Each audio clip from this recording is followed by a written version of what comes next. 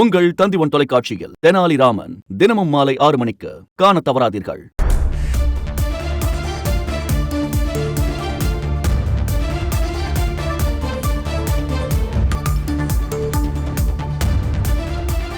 அண்மைச் செய்தி. டெல்லியில் ஆட்சி அமைக்கிறது பாஜக.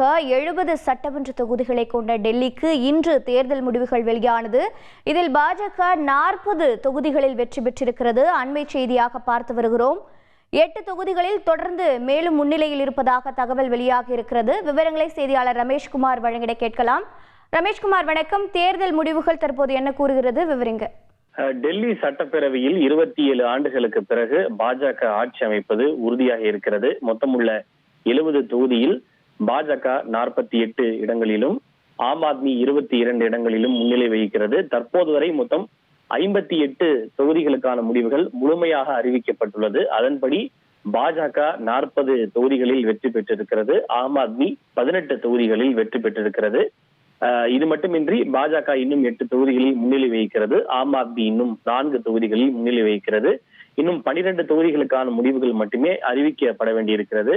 டெல்லியில் ஆட்சி அமைப்பதற்கு 36 தொகுதிகள் வெற்றி பெற்றால் போதும் என்ற நிலையில் அதைவிட கூடுதலான இடங்களில் தற்போதைய நிலையில் பாஜக வெற்றி பெற்றிருப்பதன் மூலம் சுமார் 27 ஆண்டுகளுக்கு பிறகு பாஜக ஆட்சி அமைப்பது உறுதியாக இருக்கிறது. கடைசியாக டெல்லியில் பாஜக 1993 முதல் 98 வரை ஆட்சியில் இருந்தது. அதன் பிறகு காங்கிரசிடமும் ஆம் ஆத்மியிடமும் பறிகொடுத்த ஆட்சியை பாஜகவால் மீட்டெடுக்க முடியவில்லை.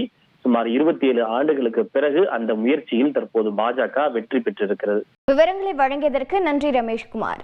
உங்கள் தந்திவன் தொலைக்காட்சியில் தெனாலிராமன் தினமும் மாலை 6 மணிக்கு காண தவறாதீர்கள்.